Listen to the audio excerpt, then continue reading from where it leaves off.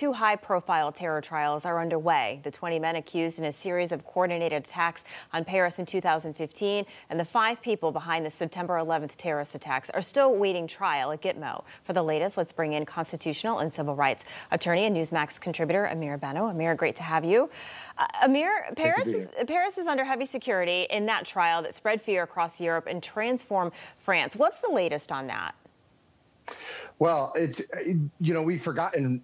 Well, I don't know if we've forgotten, but it certainly has not been front page news about Islamic fundamentalist terrorism. And this is opening wounds in France's psyche that we haven't thought about in a long time. But now it's finally, after 5-6 years, those terrorist attacks that came about after the U.S. pulled out of, well, actually, it was the Syria. Syria had collapsed and the refugees had come across Europe. And in that wave of refugees across Europe were a lot of terrorists, including ISIS militants. And this was an ISIS-inspired attack.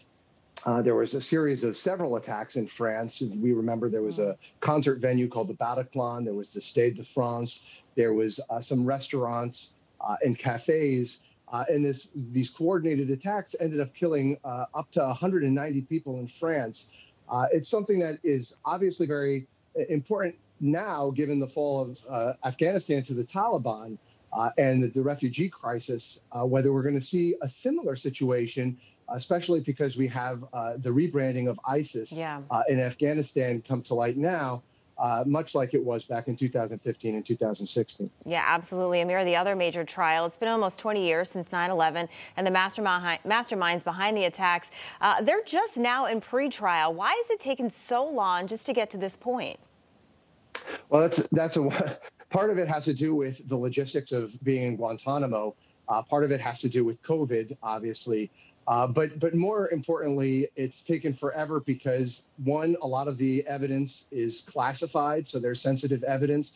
The defense attorneys have argued that they haven't gotten, even after all of these years, the full complement of information on the defendants. There's 5 defendants totally, including Khalid Sheikh Mohammed, who was the mastermind, the self-described architect of 9/11.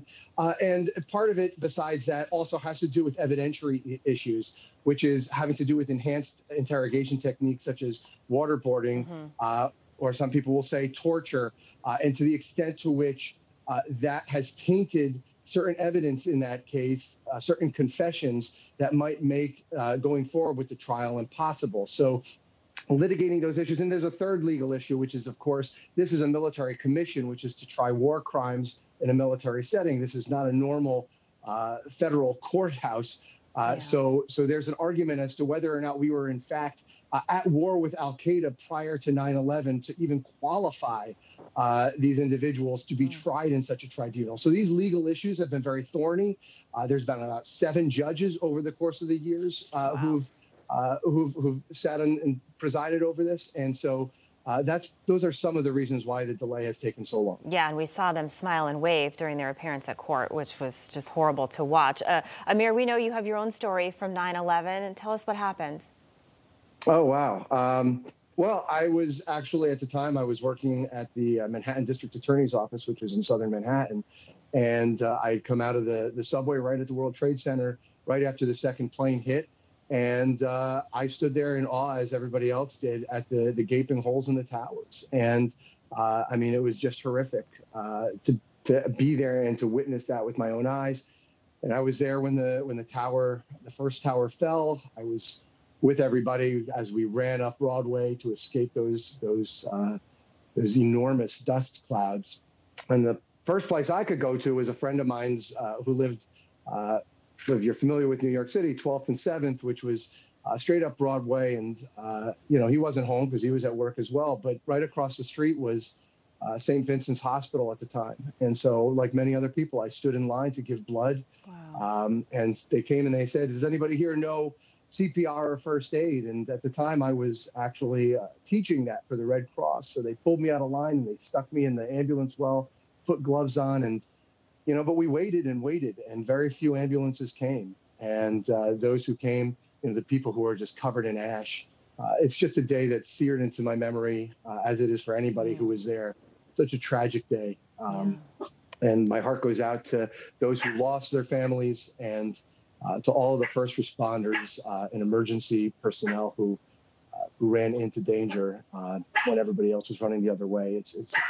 The world has never been the same. No. Well, thank you for giving blood and doing what you needed to do. Amir, thank you for that story.